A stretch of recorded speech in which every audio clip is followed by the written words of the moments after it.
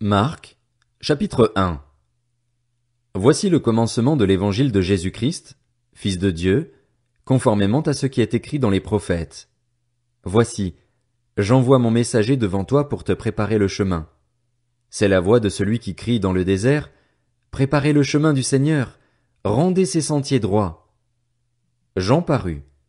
Il baptisait dans le désert et prêchait le baptême de repentance pour le pardon des péchés.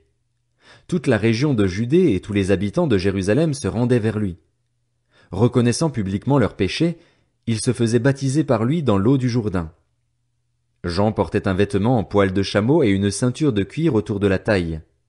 Il se nourrissait de sauterelles et de miel sauvage. Il proclamait « Après moi vient celui qui est plus puissant que moi, et je ne suis pas digne de me baisser pour détacher la courroie de ses sandales. Moi, je vous ai baptisé d'eau. Lui, il vous baptisera du Saint-Esprit. » À cette époque-là, Jésus vint de Nazareth en Galilée, et il fut baptisé par Jean dans le Jourdain. Au moment où il sortait de l'eau, il vit le ciel s'ouvrir et l'Esprit descendre sur lui comme une colombe, et une voix se fit entendre du ciel. « Tu es mon Fils bien-aimé, tu as toute mon approbation. » Aussitôt, l'Esprit poussa Jésus dans le désert où il passa 40 jours, tenté par Satan. Il était avec les bêtes sauvages et les anges le servaient. Après que Jean eut été arrêté, Jésus alla en Galilée. Il proclamait la bonne nouvelle du royaume de Dieu et disait « Le moment est arrivé et le royaume de Dieu est proche. Changez d'attitude et croyez à la bonne nouvelle. » Comme il marchait le long du lac de Galilée, il vit Simon et André, frères de Simon, qui jetaient un filet dans le lac. C'étaient en effet des pêcheurs. Jésus leur dit « Suivez-moi, et je ferai de vous des pêcheurs d'hommes. » Aussitôt, ils laissèrent leur filet et le suivirent. Il alla un peu plus loin et vit Jacques, fils de Zébédée, et son frère Jean, qui étaient eux aussi dans une barque et réparaient les filets. Aussitôt, il les appela. Ils laissèrent leur père Zébédée dans la barque avec les ouvriers et le suivirent. Ils se rendirent à Capernaüm. Dès le jour du sabbat, Jésus entra dans la synagogue et se mit à enseigner. On était frappé par son enseignement, car il enseignait avec autorité et non pas comme les spécialistes de la loi. Il y avait dans leur synagogue un homme qui avait un esprit impur. Il s'écria « Ah! Que nous veux-tu, Jésus de Nazareth? Es-tu venu pour nous perdre? Je sais qui tu es, le Saint de Dieu. » Jésus le menaça en disant « Tais-toi et sors de cet homme. » L'esprit impur sortit de cet homme en le secouant violemment et en poussant un grand cri.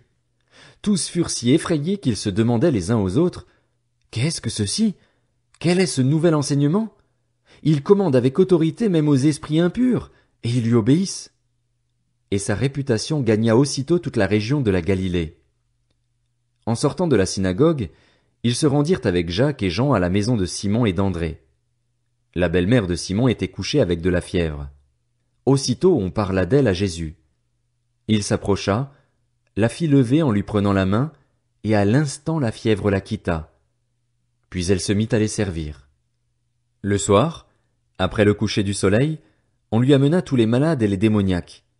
Toute la ville était rassemblée devant la porte. Il guérit beaucoup de personnes qui souffraient de diverses maladies.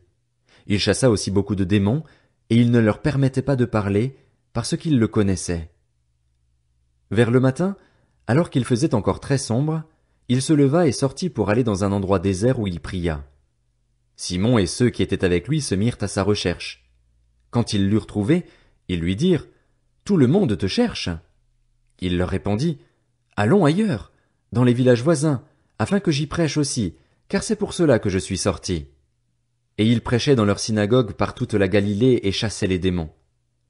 Un lépreux vint à lui et, se jetant à genoux, lui dit en suppliant « Si tu le veux, tu peux me rendre pur. » Rempli de compassion, Jésus tendit la main, le toucha et dit « Je le veux, sois pur. » Aussitôt la lèpre le quitta et il fut purifié.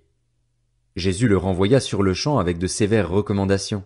Il lui dit « Fais bien attention de ne rien dire à personne, mais va te montrer au prêtre et présente pour ta purification ce que Moïse a prescrit, afin que cela leur serve de témoignage. » Cependant cet homme, une fois parti, se mit à proclamer partout la nouvelle et à la propager, de sorte que Jésus ne pouvait plus entrer publiquement dans une ville.